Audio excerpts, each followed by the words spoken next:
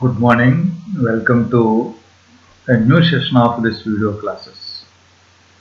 In this class, we will start or we will discuss very important and significant region in the crystallography.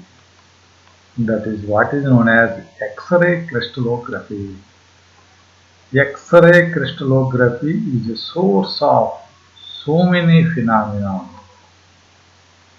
and it is a source for so many discoveries, and it became a very significant reason for the research and development in different regions in modern physics.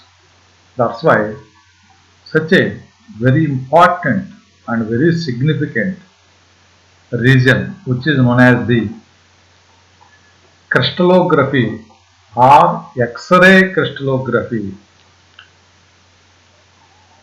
The beginning of this X-ray crystallography is based on the Bragg's law.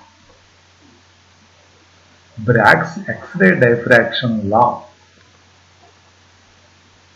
It means that Bragg's law gives the possibility of diffraction of X-rays through crystals with the possible condition, with a important condition, which gives the further study of X-ray crystallography and the internal structure of the X-rays and the structure of different planes and their orientations as far as the crystals are concerned. Because crystal is characterized by a file of parallel planes or planes with different orientations and definite orientations for a given crystal. That's why crystal structure is nothing but the structure of its planes, the orientation of its planes. That's why such a information, such a great information for the diffraction of X-rays through crystals was initiated by the Bragg's law. Okay, right. Now we will discuss about this Bragg's law. This is a crystal. These are all the two-dimensional crystal planes, okay, and lattice points. The interplanar distance is d. Let the interplanar distance is d. Let an X-ray is incident on this one, on the upper plane, and it is reflected back or scattered back in this direction. This is the another X-ray with the same wavelength, but in other direction with some spacing from the first one, and let it to collides the or instance on the second plane. There are of course the number of beams will be, number of rays will comes out, but we will consider this one, the incident wave or the ray that strikes the upper plane and the other one at the its adjacent lower plane, and of course this is scattered in this direction. Before we discuss about the X-ray diffraction through crystals, we need some valuable information. We have to revive some valuable information regarding to the interference and the diffraction of light. Interference and diffraction of light in optics. We will get the interference and of course the diffraction, okay, by means of so many arrangements. One such arrangement is Newton's rings, and the other, so many such arrangements are there, and of course the well versed one is grating. Grating. The light, the ordinary light or the visible light can able to diffract through narrow regions separated by two edges. When once it is allowed to pass between a narrow region separated by two edges, then the diffracted rays or the rays that will uh, pass away from those narrow slits, they will interfere together. They will combine together in two different ways. One is the constructive interference, the other one is the destructive interference. One is known as the in-phase interference, the other one is known as out-of-phase interference. Or on the other hand, one is known as interference or combination with a phase difference of 0. The other one is the combination of two waves or interference of two waves with out-of-phase, that is equal to 180 degrees of phase difference. Okay. These two leads, we know that bright region, dark region, bright region, dark region, followed by one after other, which is what is known as the interference pattern. And of course, bright region, dark region, bright region, dark region, or bright ring or dark ring, bright ring or dark ring. Okay, such a periodical pattern, such a fine pattern is known as the diffraction. Now, what I want to tell to you is, in order to produce diffraction through the ordinary visible light, we need slits or narrow regions separated by an edge, whose narrowness or whose width is nearly equal to the wavelength of the incident light. If the wavelength of incident light is equal to the width of the slit or the narrow width of the narrow region of the two edges, then only the interference or diffraction will take place. Okay, all these things we discussed in the optics. Of course, what is the most important thing with which you will get a diffraction pattern, that is the grating. Okay, here what is the source of light here? The source of light is X-rays. What is the wavelength of the X-rays? X-rays wavelength is of the order of less than 1 angstrom unit. It is less than 1 angstrom unit. It is about 1 angstrom unit. Okay, right. Such rays are less than 1 angstrom. Such rays are used for the diffraction. Therefore, we need a grating or we need a slit whose width is or whose narrowness is of the order of 1 angstrom unit. Therefore, the crystals come into the scene because crystals are characterized by a file of parallel planes. A file of parallel planes with smooth surfaces. They are regularly arranged one after other or one above other in an excellent manner.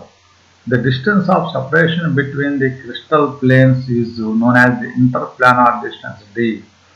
And in general, in case of crystals, the interplanar distance or the distance between two successive planes is of the order of 1 angstrom unit, which is equal to the wavelength of the X-rays. That's why X-rays can able to diffract only through crystals, or crystals can act as a diffraction grating to produce the diffraction phenomena with X-rays.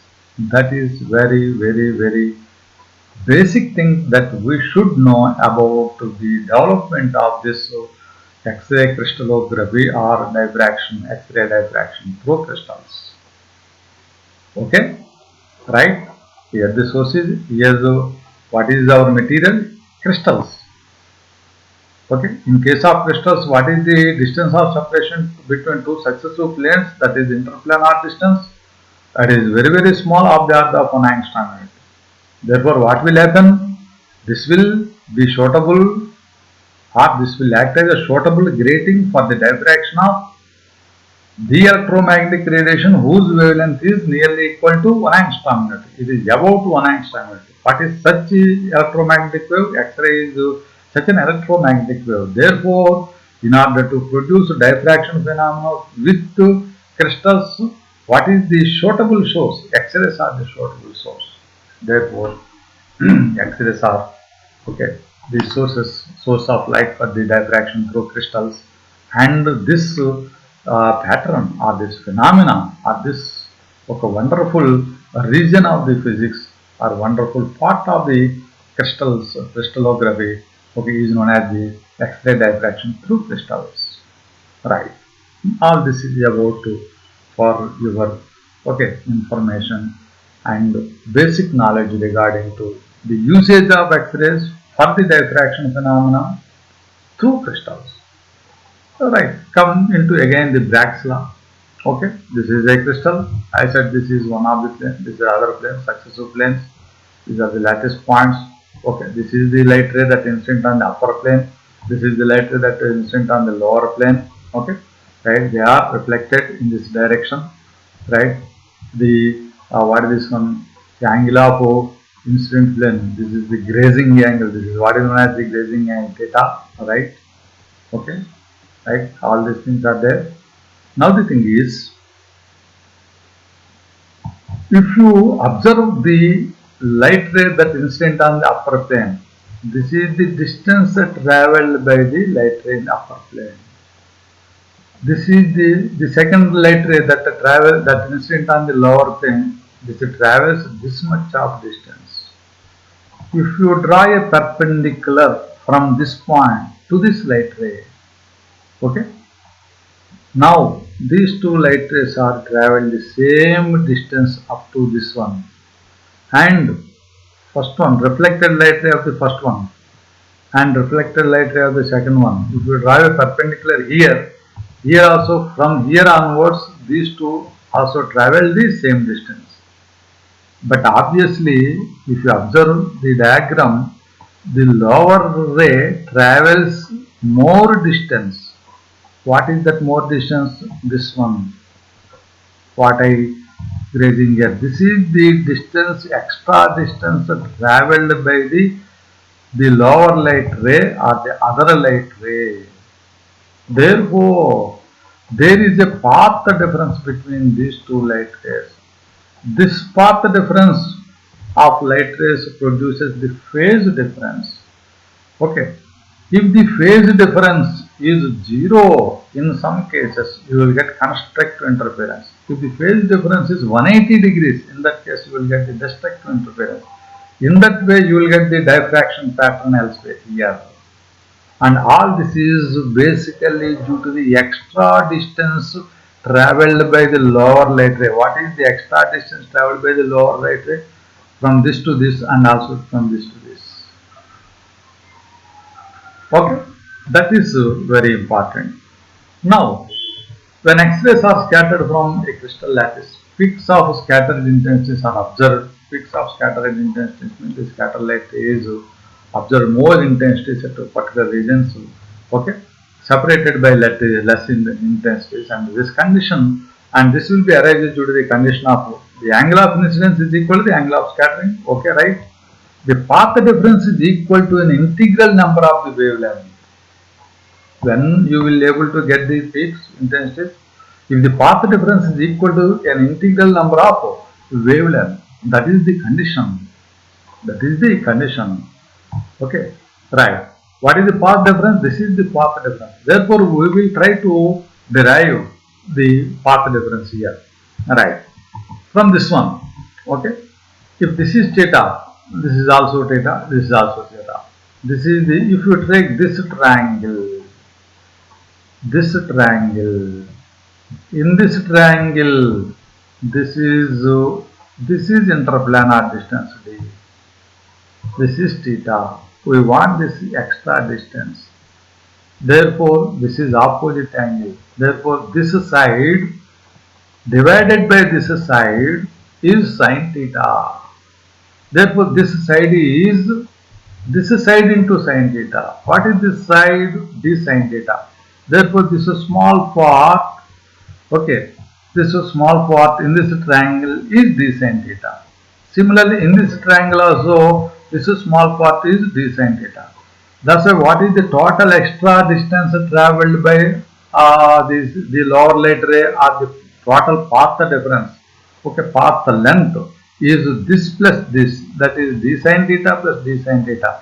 That is equal to 2d sin theta. It should be equal to, what this one? An integral number of wavelength, n lambda. Okay, right. This is a simple formula or a simple uh, okay, mathematical expression for the diffraction of X-rays through crystals. Therefore, this is what is known as the Bragg's law, and this is given by 2d sin theta is equal to L lambda, or N lambda is equal to 2d sin theta. This is what is known as the Bragg's law. Right. From by means of this Bragg's law, we can able to study so many important things relating to the internal structure of the crystals. Okay, we can able to calculate the crystal planar separation or diffraction angles. We can able to calculate the wavelengths. Okay, and we can able to compare the interplanar distances and wavelengths with other values or other conditions also. Okay, and totally it will gives the crystal internal structure of the crystals, a clear picture about the internal structure of the crystals, and this is the basic law, and with which we can develop so many other phenomena and so many other mathematical background or mathematical things in order to study various properties of the crystals. That's why such an important and basic law is Bragg's law. This is for the law which governs the diffraction of X-rays through crystals. Okay, right. Now let us go for the what this one.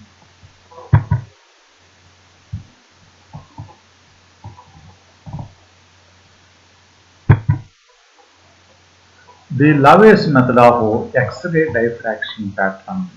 Lave's method of X-ray diffraction. Lave's experiment or Lave's method of X-ray diffraction for the study of crystal structure.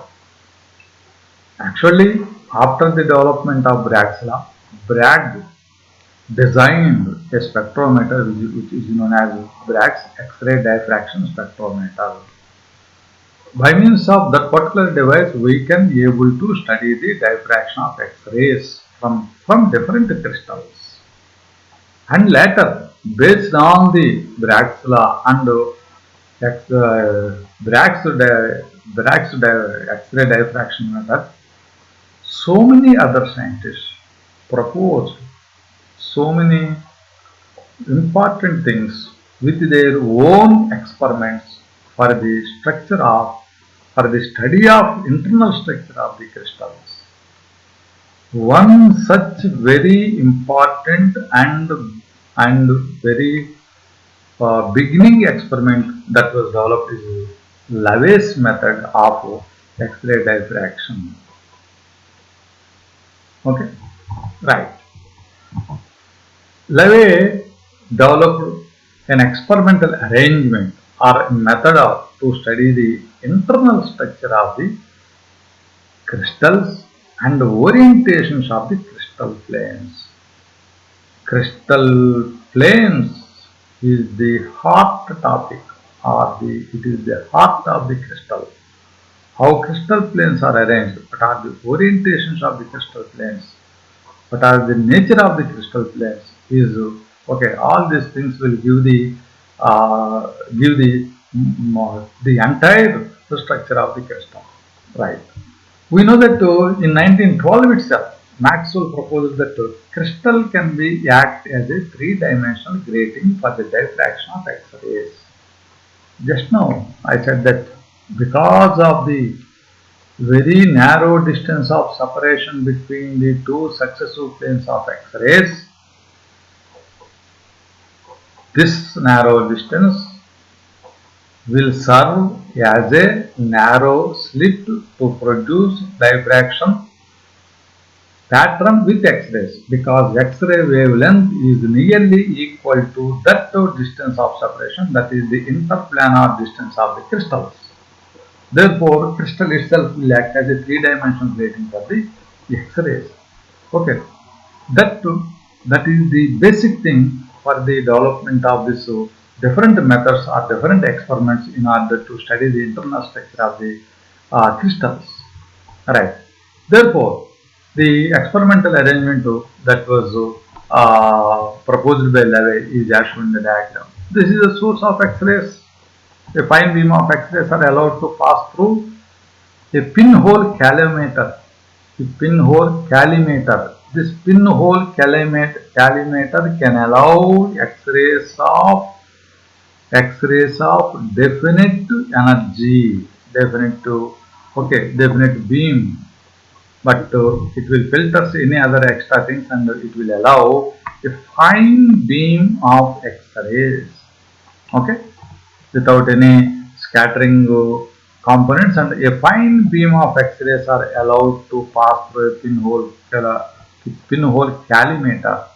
This calorimeter, the fine beam of X-rays now allowed to incident on a crystal, zinc sulfide, and of course, okay, these beam will be scattered in different directions. So scattered beam will be observed or photographed by means of, okay, a scintillation. What is this one? The diagram scintillation, or on the other hand, a photographic plate. Okay, we can start this one on a photographic plate. Right, or scintillation screen. We can make use of a scintillation screen to observe, or on the other hand, okay, by means of photograph, we will get this one.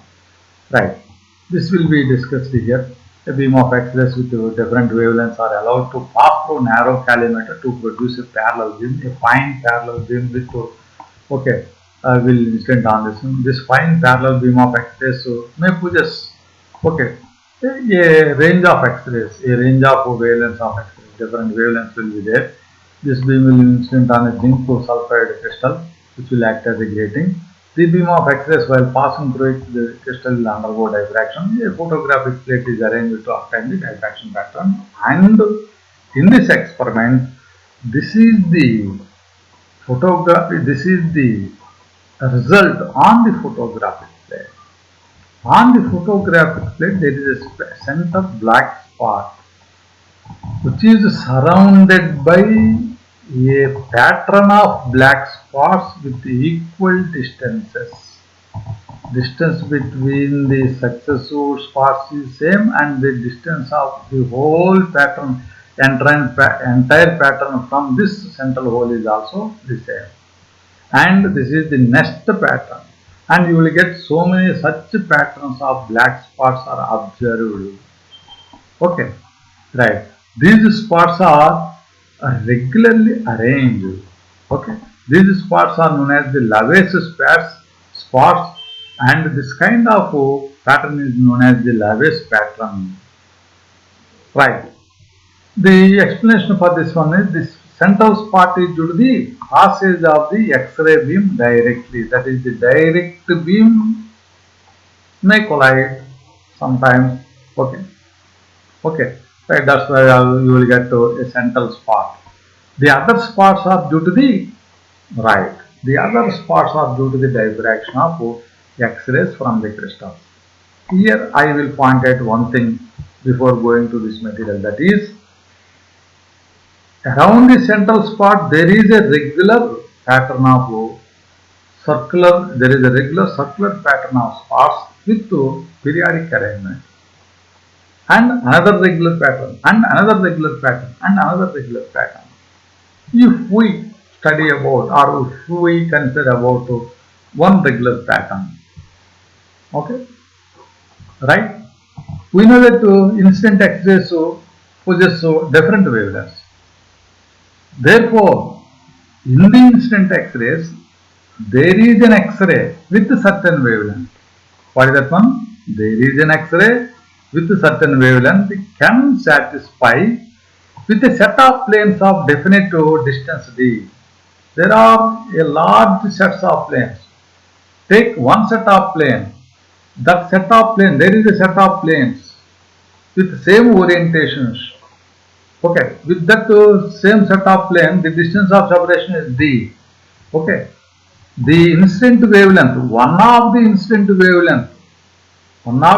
X-ray wavelength can satisfy Bragg's law 2D sin theta is equal to n lambda with a set of planes of different interplanar distance d. Therefore, the X-ray with some wavelength which will satisfy 2D sin theta is equal to n lambda with a set of planes of interplanar distance d will produce one diffraction pattern around what is one? The central spot. Similarly, another set of planes with other orientation. What is that one? Another set of planes with other orientation. Another set of planes with other orientation.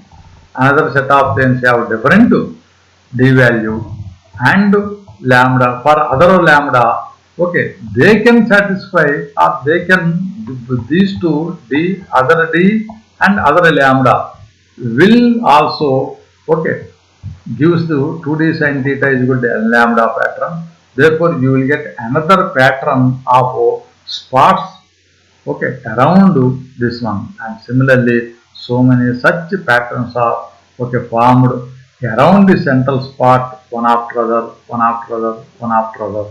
Thus this is about the explanation for the formation of Lave's spots or Lave's pattern. Here what you have to remember is, in a given crystal there are a few sets of planes in which one set of plane can satisfy 2d sin theta is equal to n lambda with one X-ray wavelength.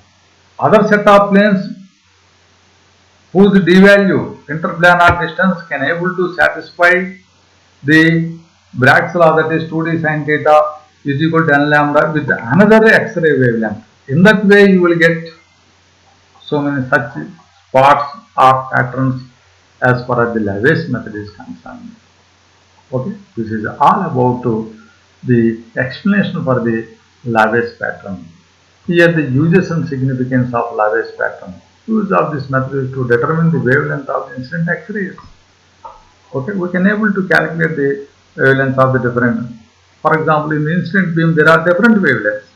There are lambda 1, lambda 2, lambda 3, so on, lambda n. We can compare or we can determine the wavelengths of different X-rays in the incident beam. It is used to determine the internal structure of the arrangement of the atoms in the crystal. Actually, it is used to study the or determine the orientation of the planes and interplanar distance.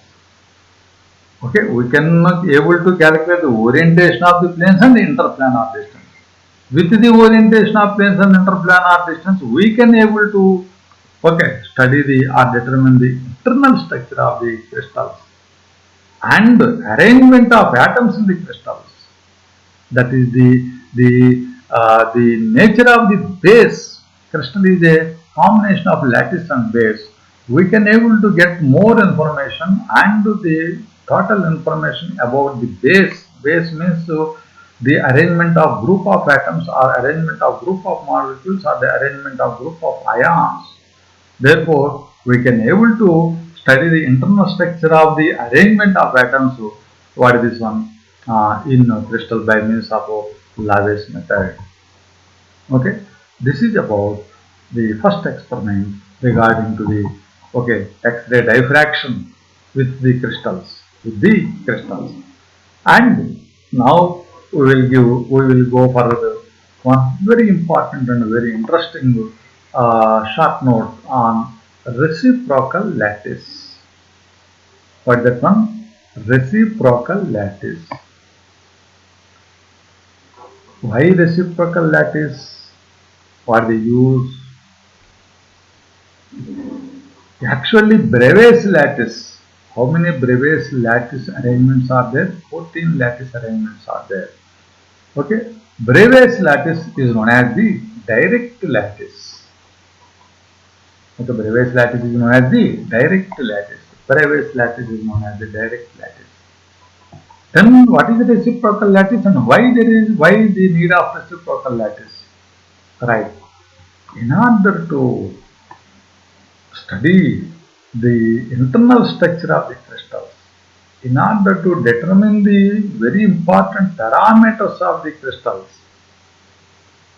instead of direct lattice, okay, more convenient and more easy methods are possible with reciprocal lattice. And sometimes reciprocal lattice and direct lattice together will give a simple way to analyze the crystal structures. That's why we need reciprocal lattice. But reciprocal lattice is a mathematical lattice. It is not a direct lattice. It is a mathematical component of lattice. Please understand it. It is a mathematical component. Reciprocal lattice is the Fourier transform of the direct lattice of the crystal structure. What is that one? What is reciprocal lattice? It is not a direct lattice. It is not an existing lattice. Okay. It is mathematically exists. Mathematically, it is the Fourier transformer of the direct lattice. Therefore, this is a mathematical component. Okay, because of its significance, because of its need, along with the direct lattice, in order to know the internal structures and in order to describe the crystal systems and the crystal structures, okay, we developed this reciprocal lattice by means of a mathematical method, that is by means of a Fourier transform. Therefore, a reciprocal lattice is the Fourier transform of direct lattice. Right.